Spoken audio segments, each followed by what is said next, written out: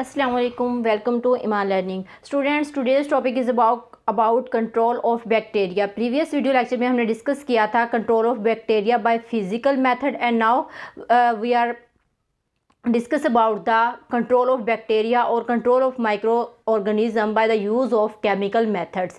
अब chemical methods की अगर हम बात करें कि chemical method से किस तरह हम बैक्टीरिया को या माइक्रो ऑर्गेनिज्म को किल करते हैं, तो chemical methods में एक्चुअली स्टूडेंट्स हम यूज़ करते हैं केमिकल बेस्ड सब्सटेंसेस.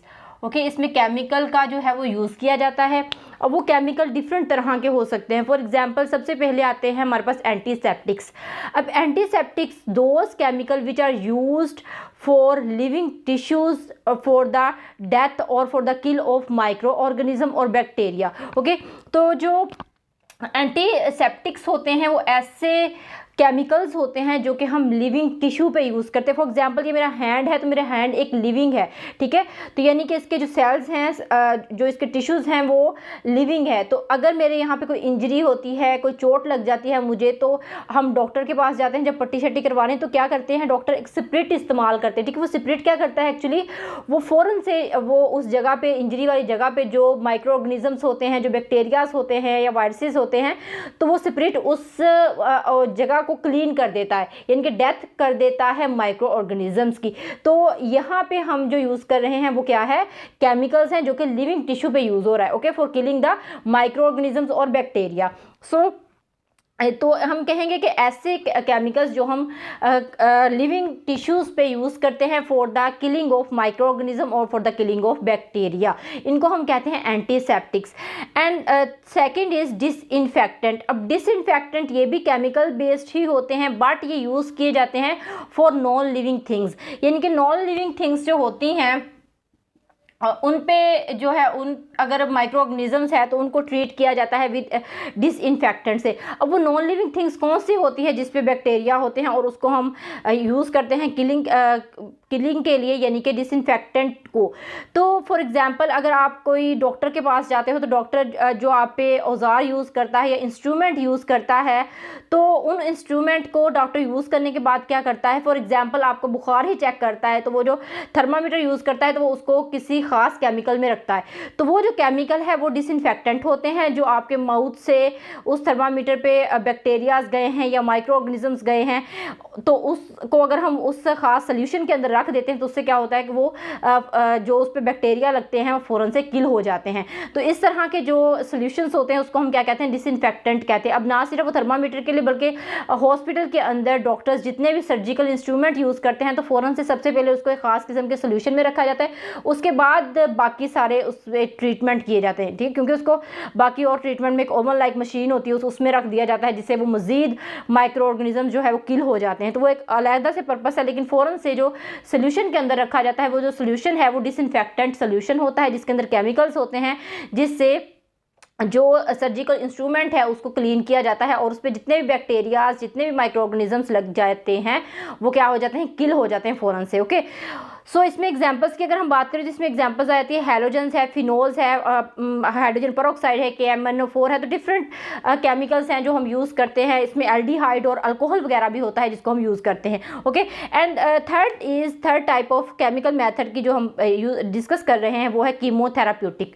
अब कीमोथेराप्यूटिक क्या है, ये भी केमिकल्स हैं जो कि किलिंग ऑफ बैक्टीरिया करते हैं या किलिंग ऑफ माइक्रो ऑर्गेनिजम्स करते हैं, but use for oral dose. इसको हम ओरल डोज के तौर पे इस्तेमाल करते हैं. फॉर एग्जांपल आपको बुखार होता है, कोई भी मसला आपको आ जाता है, हेल्थ इशू हो जाता है, तो आप डॉक्टर के पास जाते हैं तो डॉक्टर जो आपको मेडिसिन देता है, जो प्रिस्क्रिप्शन आपको देता है वो क्या होती हैं, वो कीमोथेराप्यूटिक मेडिसिन्स होती हैं. अब उसमें क्या होता है, आपके पास एंटीबायोटिक्स होती है. अक्सर आप मेडिसिन लेने जाते हैं तो डॉक्टर आपको एंटीबायोटिक देता है जब आपको फीवर होता है, तो वो एंटीबायोटिक एक्चुअली क्या करती है, वो डेथ करती हैं बैक्टीरिया की. अगर हमें बैक्टीरियल इन्फेक्शन है तो फ़ौरन से हम वो ओरली उसको लेंगे या फिर उसको इंजेक्शन के थ्रू भी हमारी बॉडी में इंजेक्ट किया जाता है, तो उसको हम लेंगे तो क्या होगा, वो एंटीबायोटिक जो है वो जाके बैक्टीरिया को किल करेगी. असल में यहाँ पे एंटी का मतलब क्या होता है, स्टॉप. ओके, यहाँ से एक आप चीज़ समझ लें, anti mean stop, biotic mean living organism या फिर माइक्रो ऑर्गेनिजम्स. ठीक है, तो अब यहाँ पे हम जिस ऑर्गेनिजम्स की बात कर रहे हैं वो क्या है, हमारे पास बैक्टीरिया है या माइक्रो ऑर्गेनिजम्स है।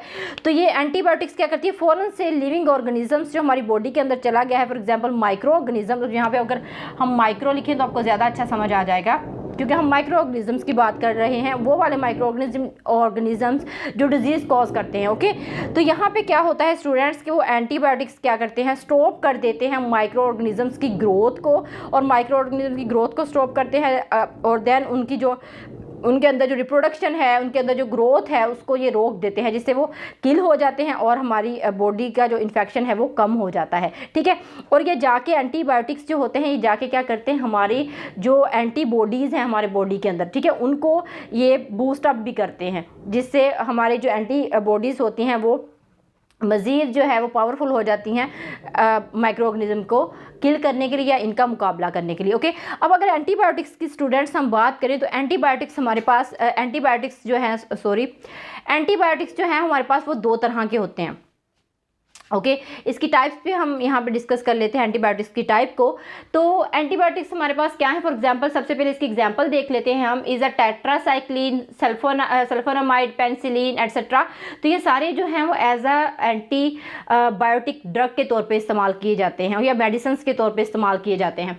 अब यहाँ पे एंटीबायोटिक्स टू टाइप्स के होते हैं हमारे पास, माइक्रोबाइसीडियल और माइक्रोस्टेटिक्स। ओके, सबसे पहले हम बात करते हैं माइक्रोबाइसीडियल। अब माइक्रो का मीन्स क्या हुआ, माइक्रो मीन माइक्रो ऑर्गेनिजम्स की हम बात कर रहे हैं, बैक्टीरिया की हम बात कर रहे हैं, या फिर हम पैथोजन की बात कर रहे हैं।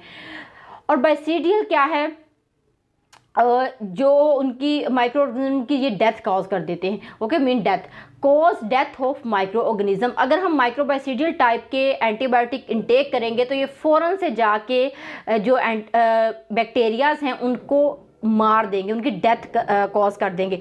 अब ये डेथ कैसे कॉज कर सकते हैं, फॉर एग्जांपल उनके अंदर जो इंजाइमेटिक फंक्शंस हैं, इंजाइमेटिक जो रिएक्शंस हो रहे हैं उनको ये स्टॉप कर देते हैं, या फिर इन एंजाइम्स को मल फंक्शन कर देते हैं, या प्रोटीन को डिस्टर्ब कर देते हैं, जिससे क्या है एंजाइम नहीं बनेंगे। जब एंजाइम नहीं बनते तो केमिकल रिएक्शंस नहीं होते, या फिर बहुत ज़्यादा स्लो हो जाते हैं, जिससे माइक्रो ऑर्गेनिज्म किल हो जाता है। या फिर और भी तरीका हो सकता है कि माइक्रो ऑर्गेनिज्म की सेल वॉल नहीं बनने देता, या फिर माइक्रो ऑर्गेनिज्म के अंदर रिप्रोडक्शन नहीं होने देता।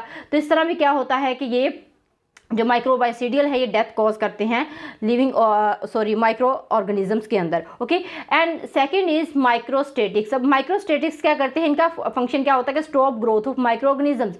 अगर ये जो है वो किल नहीं करेंगे तो ये क्या करेंगे, फ़ौरन से जो माइक्रो ऑर्गेनिजम्स की ग्रोथ है उसको स्टॉप कर देंगे, यानी कि उसका जो रिप्रोडक्टिव सिस्टम है उसको ये जो है वो डिस्ट्रॉय कर देंगे ताकि वो रिप्रोड्यूस ना कर सके। जब वो रिप्रोड्यूस नहीं करेंगे तो क्या होगा, ऑफस्प्रिंग नहीं पैदा होंगे, और ऑफस्प्रिंग नहीं पैदा होंगे तो हमारे मजीद लिविंग सेल्स को, लिविंग टिश्यूज़ को डैमेज नहीं करेंगे या इन्फेक्शन नहीं कॉज कर सकेंगे। तो इससे क्या होगा कि फ़ौरन से उनकी ग्रोथ अचानक से रुक जाएगी और हमारी जो डिजीज़ के साइन है वो कम हो जाएगा, फीवर है आपको कम हो जाएगा। तो इस तरह ये दो तरह के एंटीबायोटिक्स होते हैं जिनको हम यूज़ करते हैं। स्टूडेंट्स, ये था हमारा आज का टॉपिक जो बहुत ही छोटा सा था और बहुत ही आसान भी था। होप सो आप लोगों को समझ आई होगी। और एक बात यहाँ पे आप लोग नोट कर लें, this is also important topic, chemical method of use for killing of bacteria या use for control of bacteria. Okay, तो इस बात को आप नोट कर लें अपने बुक पे। आप यहाँ पे एक कोई रेड पेंसिल से, जो भी आपके पास पेंसिल है उसे लिख लें कि this is a very important long question as well as short question, जिसमें आपको पूछा जा सकता है what is antiseptics, what is disinfectant and chemotherapeutic क्या होते हैं, या माइक्रो आपसे MCQs भी पूछे जा सकते हैं, टाइप ऑफ एंटीबायोटिक्स पूछे जा सकते हैं। सो स्टूडेंट्स, ये जो क्वेश्चन है अगर हम इसको देखें तो फुल क्वेश्चन ही बहुत इंपॉर्टेंट है। होप सो आपको समझ आई होगी। आप यहाँ पे अपने नोट्स भी कॉपी कर सकते हैं। अगर आपको मेरी वीडियो अच्छी लगी तो आप उसको लाइक कीजिएगा और मेरे चैनल को सब्सक्राइब कीजिएगा, अपने फ्रेंड्स के साथ शेयर कीजिएगा। इंशाल्लाह नेक्स्ट मिलेंगे नेक्स्ट लेक्चर के साथ।